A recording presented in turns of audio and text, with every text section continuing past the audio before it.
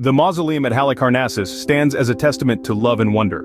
Located in modern-day Bodrum, Turkey, this ancient marvel is a sight to behold. Built in the 4th century BC, it is a symbol of enduring love. The construction is spearheaded mostly by Artemisia II in honor of her late husband, Mausolus. As we journey back in time, we travel here to explore this ancient city of Halicarnassus, where the grandeur of the mausoleum dominates the landscape. Let's glimpse into the rich history and culture of this region. Ancient Halicarnassus, located in the southwestern part of Anatolia, modern-day Turkey, is the crown jewel of a region that historically plays a significant role due to its strategic location along the Aegean coast. This geographical advantage establishes this region as the crossroads of various civilizations, cultures, and influences, including Greek, Persian, and Lycian.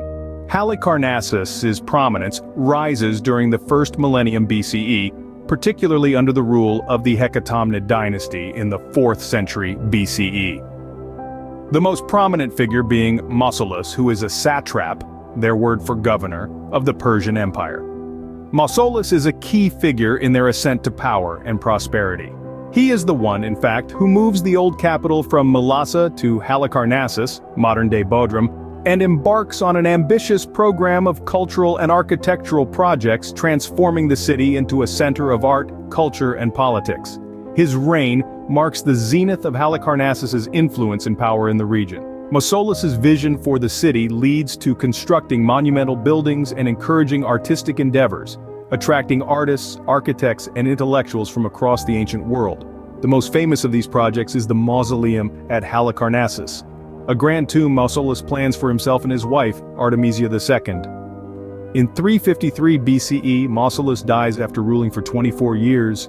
His wife continues his work commissioning the mausoleum's construction to honor his memory. The most celebrated artists of the time design and adorn the mausoleum, including Scopas and Pythias, and combine elements of Greek, Egyptian, and Lycian architecture and art. Its grandeur and artistic excellence makes it one of the 7 wonders of the ancient world. The establishing the mausoleum at Halicarnassus as a wonder of the ancient world symbolizes their cultural and political ascendancy in the ancient Mediterranean.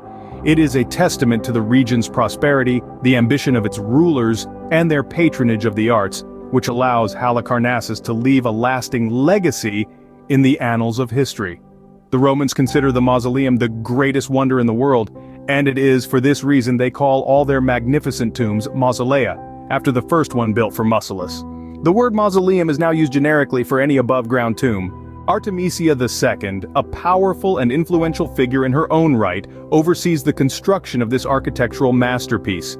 Her unwavering devotion to Mausolus and the grand vision she has for his mausoleum builds a monument that lasts perfectly intact for over 1,500 years.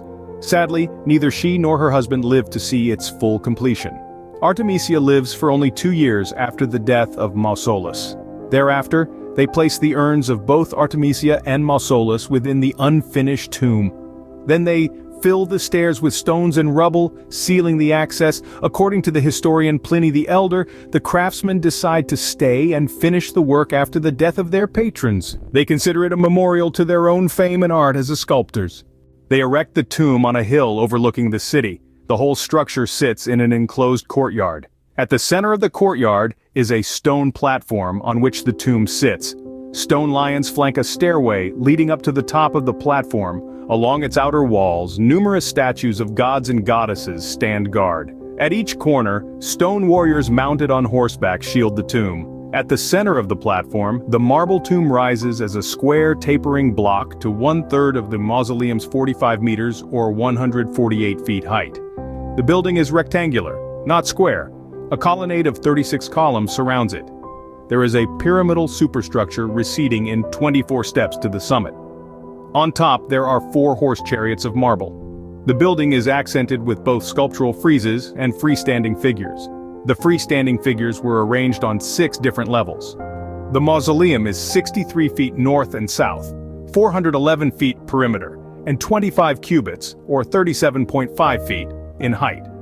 It is surrounded by 36 columns, or terrons.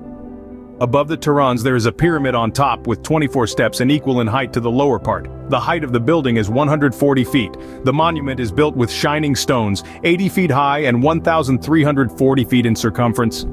Many statues are slightly larger than life-size, give or take 5 feet in length. There are 20 lion statues. Through more recent excavations, the depth on the rock is found on which the building stood. This rock is discovered to be 9 feet deep over an area 127 feet. The mausoleum overlooks the city of Halicarnassus for many centuries. Alexander the Great leaves it untouched when the city fell to him in 334 BC.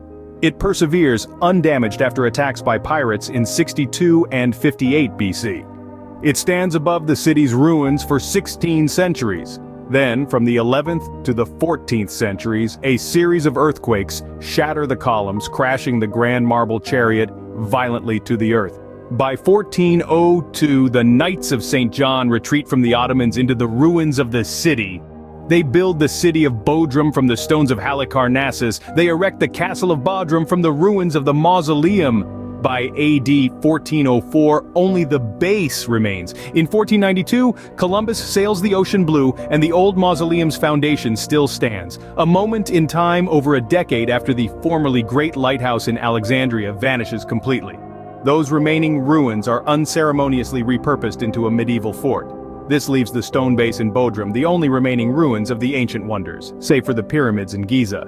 Once more, the Knights of St. John, this time in 1494, repurposed the majority of the surviving stones of the mausoleum's foundation onto the walls of Bodrum Castle, strengthening it against cannon fire. Today, only remnants of the mausoleum stand in the place of its former glory, serving as a poignant reminder of lost greatness. Footage of these remains and artifacts provides a tangible connection to its storied past, allowing us to appreciate its enduring impact on history. Notably, the majority of the stones now are part of Bodrum Castle today. As the sun sets over the ruins, we are left with a profound sense of awe and reverence for the mausoleum at Halicarnassus. We encourage you to like, subscribe, and share your thoughts as we continue to uncover the wonders of our ancient world. Upcoming on History Huckster. Dive into the world of Katsushika Hokusai, the visionary artist whose work transcended the shores of Japan and forever changed the tide of art history.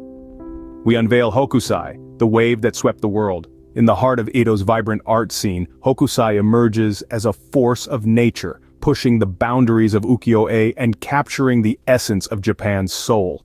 His prolific career spans 7 decades, leaving behind a legacy echoing through time. But Hokusai's story reaches far beyond Japan. His work crashes onto the European art scene, inspiring impressionists and shaping the course of modern art. From the Great Wave to the 36 views of Mount Fuji, Hokusai's influence ripples through generations. Join us as we explore the life of this artistic titan, delving into his creative process, his struggles, and his triumphs. Discover how Hokusai's obsession with Mount Fuji and nature's fleeting beauty led to some of the most iconic images in the world of art. Become swept away by the story of Hokusai, the artist who rides the wave of innovation and leaves an indelible mark on art and culture worldwide. Subscribe, like, and hit the bell to catch every drop of this fascinating tale, only on History Huckster.